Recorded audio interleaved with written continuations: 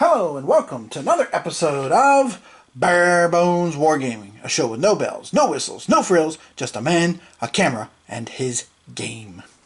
On today's episode, glory, glory, hallelujah. I'm going to do an unboxing here today. A game I just picked up. As most of you who have been following my channel know, I've had quite a renaissance lately with the American Civil War, something I haven't studied in somewhere between 10 and 12 years. But I jumped back in with both feet into the deep end of the pool like I usually do when I'm interested in something. And I picked up this game because Compass Games is having their 40% off sale, I think through the 17th still. So a few more days if you want to take a look at that. So since I live in Richmond, and I've always been interested in the two big campaigns around Richmond, I picked up this game, The Late Unpleasantness, which is 2 games in 1, as it says, the 2 campaigns to take Richmond. The Gates of Richmond, and of course, the better known also as the Peninsular Campaign and the 7 Days Battles, and then If It Takes All Summer, Grant versus Lee, the Overland Campaign. This is Steve Ruiz, I think is how you pronounce that. If not, if I mispronounced it, my apologies. Again, published by Compass Games. So this is what's going on my table next, and I'll share with you guys once I get the hang of it. I already read the rulebook online, liked what I saw so far, so we'll see how it plays out. Alright, the back, there as you can see, I like the back of this. This is actually nice. It shows you the counter, shows you the 2 different maps. As you can see already, this is a point-to-point system, and then the cards that are involved too. Alright, so let's take a look inside. Oh, all right. Well, let's set aside the cards for now. We'll take care of the cards here in a little bit. We get 4 dice. Nice. 2 blue, 2 gray. Excellent. Catalog with Pacific Tide, which I enjoy. Oh, let's see. Let's take a look at. Let's start with the rule book, and then we'll work our way from there. Okay. Now this is one of those rule books from Compass Games. It's actually like the more newspapery, for lack of a better way, feel to it.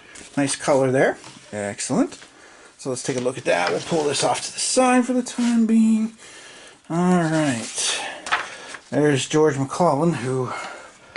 let's not get me started. I am still working on, I mentioned this to you guys before, I'm still working on that scenario for Here Come the Rebels. And I got all the deployment figured out for what I'm calling it is to whip Bobby Lee, because of course that's what McClellan said when he got a copy of Special Order 191. He said, if this is the paper with which if I cannot whip Bobby Lee, you can call me anything you like. So since I'm doing that scenario a couple days earlier than the one that actually comes with Here Come the Rebels, that's what I'm calling it. But more about that later on, obviously. So, nice setup here. These interesting strength point counters here. They have the numbers on them, which kind of reminds you of like Carrier and stuff. Whoops. Let's see. Double column, nice and big. Nice big things here. Good example. Okay, lots of there. Start and finish. I always like that. And let's see. We've got leader, supply. As you can see, there's not a whole lot of rules, which I like. I mean, this seems like it'll be a lighter game, which is fine. Nothing wrong with that. I mean, I already have on to Richmond, so I don't need a heavier game. And that's it. Just 8 pages of rules. Here's the setup and the optional rules. And that's for the Gates of Richmond, which is the first one. I'll deal with that one first for sure, because I've always been interested in the Peninsular Campaign a lot. Okay, then there's itinerary, or the listing of all the event cards. Very cool. Game is history.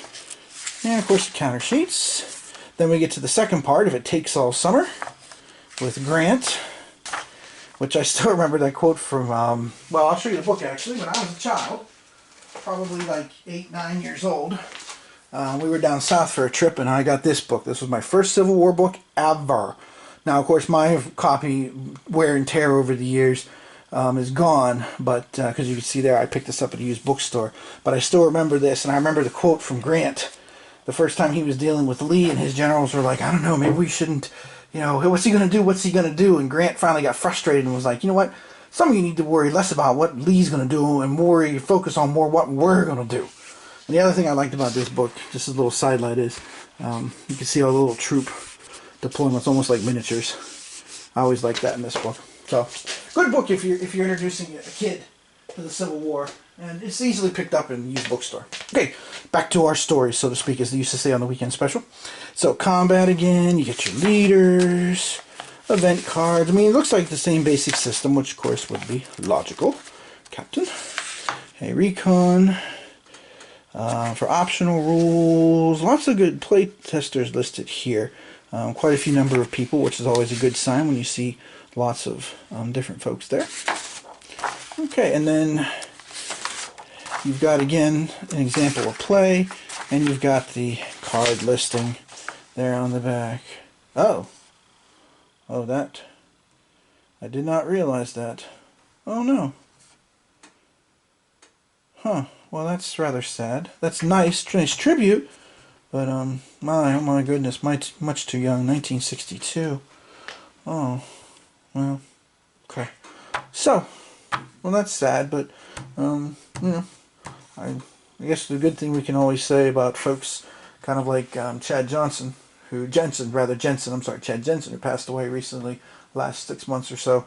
You know, play their games and enjoy their games. That's one of their lasting tributes. So, alright. Well, rather somber note there on the back. Alright, let's take a look at the player aid cards.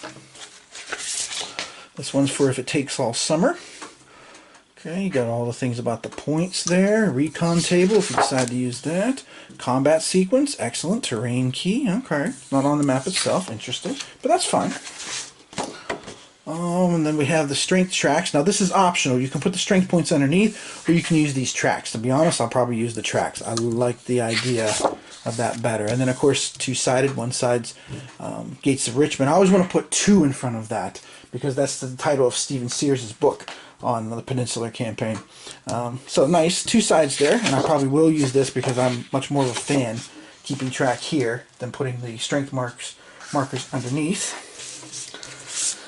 And let's see, what else do we got in here? Another nice player aid card. This one is Gates of Richmond.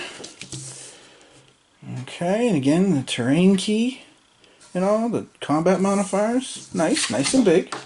Very cool. Obviously, there's one for each player because there's a second one. And then here is the strength points for the Union. Alright, very cool. And again, I'll probably use these because I just like the idea. Alright, let's take a look now at the counter sheets. We got 2 counter sheets, one for each one. So let's do it in order. So first of all, we've got this. This feels nice and sturdy. The leaders, you can see here, this is basically core strength, it looks like, for the most part, not completely. Seems like there's some smaller divisional commanders down here. I've been reading Lincoln's Lieutenants by Sears, and it's been very interesting. So I got strength point markers, Confederate leaders, dummy counters, which of course be important if you're playing against another person, face to face, although as you guys know I'll be playing this solo because that's pretty much what I do. And here we got the ones for if it takes all summer. There's Grant, the man himself. Hancock. Is Sedgwick on here? I don't see Sedgwick.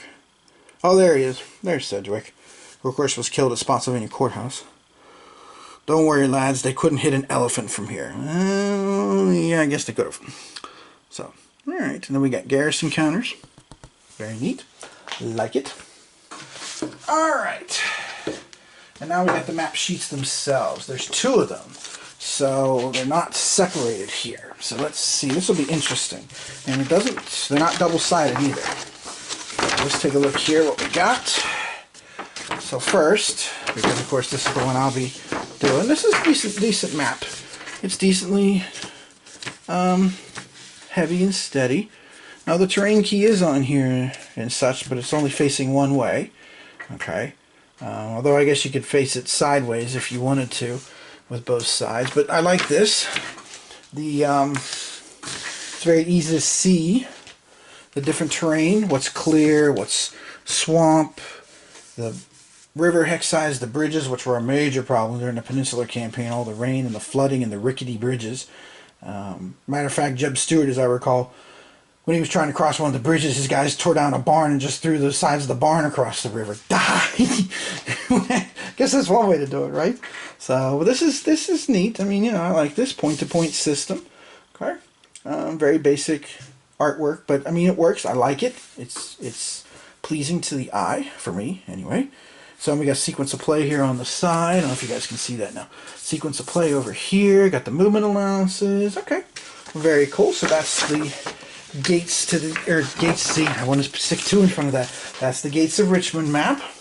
And now let's take a look at the Overland campaign map. As soon as I can get a hold of it here. Here we go. If it takes all summer. La la la. Some unfolding music. There we go. Alright. Same kind of thing. Same kind of setup. You got your terrain key. Sequence of plays up there. Here's all the combat die roll modifiers and stuff. So, I mean, I guess it depends on where you're sitting. The one player can look at it. One player can have the cards. It's nice that they provided the player aid cards to go with it. But again, now this one's a little more crowded. The spaces aren't quite as big as the peninsular one there. But of course we've got down here Richmond, and then we've got up here the wilderness with its own unique spaces there, which is very, very cool. I like that. Alright, very cool. I don't see Petersburg at the bottom though. There's New Cold Harbor, which of course is the Cold Harbor, which has one of the better, in my opinion, here around Richmond. It has one of the better walking tours that you can get. You can see excuse me, you can see still see some of the trenches that were there. Of course, there's trees and stuff, and of course they put the trees in to basically protect the trenches from the rain coming straight down. Instead of the rain coming down and pounding the trenches, they planted all these trees. And then what happens is when the rain comes down, it hits the leaves and it hits the branches and it breaks it up and it runs down the tree so it doesn't ruin the trenches. So that's very cool. So, alright, this is all looking good. Now we still got to look at the cards and see how they sound, because you know me, I'm a big guy on how do the cards sound. And we got 2 decks here. It looks like we got one deck for If It Takes All Summer. And it looks like we got one for, yep, we do. We have one for It Takes All Summer. And then we also have one for On to Richmond. So there's the backs, you can see. Alright, and then let's see what the fronts look like. Oh, Lee gets sick. Well, yeah, that's at the North Anna River. One of Grant's big mistakes he made. He put an entire, I believe there was only one corps, put an entire corps across the river, and Lee had his forces deployed in an inverted V. And if he had been on the ball, he could have crushed that corps. That would have been interesting. So then we get some other things here. Butler drops the ball. That's redundant. Butler does it again. Okay. They can't. Oh, there you go. They can't hit an elephant in this. Okay. Longstreet's wounded. Burnside loses his nerve. Sheridan Meade Field. Oh, this. I like this. This has got lots of flavor. A.P. Hill is sick. Ewell is sick. Everybody gets sick. Stewart's killed at Yellow Tavern. Very cool. Sheridan raids Richmond. Peace overtures. Alright, blockade runners, prisoner exchange, replacements. That's the only way you get reinforcements in the game, by the way. Lots of replacement cards you can see there. So, lack of coordination, local guide, mule shoe. Okay, very cool. I like that. I like the flavor. The artwork's kind of basic, but that's okay. I mean, this is the Civil War era, so, you know, it's not exactly, you wouldn't expect it to be, you know, in Technicolor. You would expect it to be black and white. So let's get open Gates of Richmond deck here. Alright, let's look at this one. A little bit lighter in color, McCullough Planix. Jackson falls asleep. Yeah, Jackson was unusually lethargic during the Peninsular campaign. I don't know if he was just exhausted, because he came straight from the Valley campaign where, you know, Jackson's foot cavalry business. So I don't know, man. Jackson's behind them. Stewart rides around McClellan. That was embarrassing. Little Mac flees. Stewart, well, there's 2 Stewart rides around McClellan. Ouch. Magruder puts on a show. That he did. He marched around and convinced McClellan down at York that there was just all kinds of people and stuff, and McClellan, of course, very good at inflating the enemy's numbers, believed him, and yeah, Chickahominy fever. That was a big problem. Pinkerton. Oh, Pinkerton overcounts. There's a redundant item. Eel is impatient. There's an under redundancy. Sumner gets impatient. There you go. But anyway, you get a flavor here. Then there's the replacement cards, local guide, rain, poor maps. All right, piecemeal attacks. McCollum was good at that too. I'm sorry, I'm definitely not a fan of Little Mac, as you can see. All right, very cool. I like what I'm seeing here. Like I said, I read the rulebook online before this arrived. After I bought it, I kind of skimmed things too. But so anyway, there you have what's inside the box. Now, like I said, my intention for my next video, and I don't know when that'll be, it'll probably be a week or so while I kind of learn this system and try some different things with it. I'm definitely going to start with Gates of Richmond. But speaking of which, if you're interested in this, just little items here from my library, because some of you I know enjoy seeing what I have in my library. This, to me, Stephen Sears is one of the best historians out there, period. The way he writes, it's wonderful. He does such a terrific job. He does a great job of weaving the big picture with the operational picture and involving personal stories. It's just so well done, so well written. I just finished rereading Landscape Turn Red about Antietam, and I'm reading his latest book, which came out about 3 years ago, Lincoln's Lieutenants. So this one's about the Peninsular Campaign to the Gates of Richmond. Terrific book.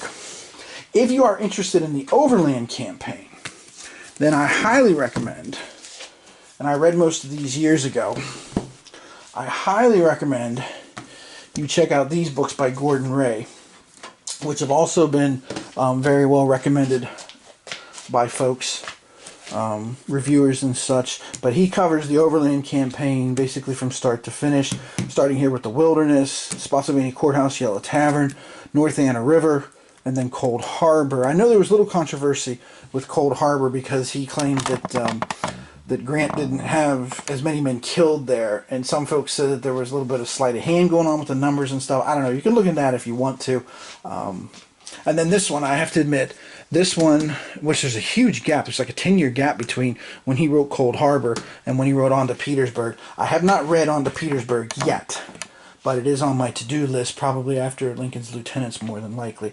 But if you're interested in the Overland Campaign, this is a great series of books. Just really well done. I learned a lot from these books. And again, I read these four, when I was really into it a while back. So anyway, so you can take a look into that and see if that's something for you if you're interested in that much information. All right, so again, I plan to do a playthrough here of Gates of Richmond. I'm still working on the details and kind of playing around with my Here Come the Rebels scenario, which I intend to share at some point. And of course, I am looking at some other games as well too that I've picked up in the not too distant past, and I'll share some of those with you as well. So there you go. There is the late Unpleasantness unboxing from Compass Games by the late Stephen Ruiz. And again, I hope Ruiz, I hope I'm pronouncing his name right. All right, as always, thanks for watching. This is Tim Kortzner from Bare Bones Wargaming, saying thanks for watching, and I'll see you again next time from somewhere around the Chickahominy, more than likely. And I'll be curious too, because one thing I will quickly mention is I didn't see a whole lot of special rules. One of the things with some of these Civil War campaigns and some of the battles is there's a lot of special rules to try and simulate what happened. Because what happened at Second Bull Run, even with Antietam, where McClellan didn't coordinate any of his assaults throughout the day, as a gamer, if you did that, I mean, he really had a great opportunity, let's just put it that way. But he didn't do anything. Well, I shouldn't say he didn't do anything, but he didn't maximize the opportunity he had, let's put it that way. So I'll be curious to see. I really didn't see any special rules, so I'll have to take a look again and see, especially with the Peninsular Campaign and Little Mac. But of course, that could be built into the system with the cards, and of course also with the leader counters as well. So, as always, thanks for watching, and I'll see you again from somewhere not too far from the capital of the Confederacy. Thanks for watching.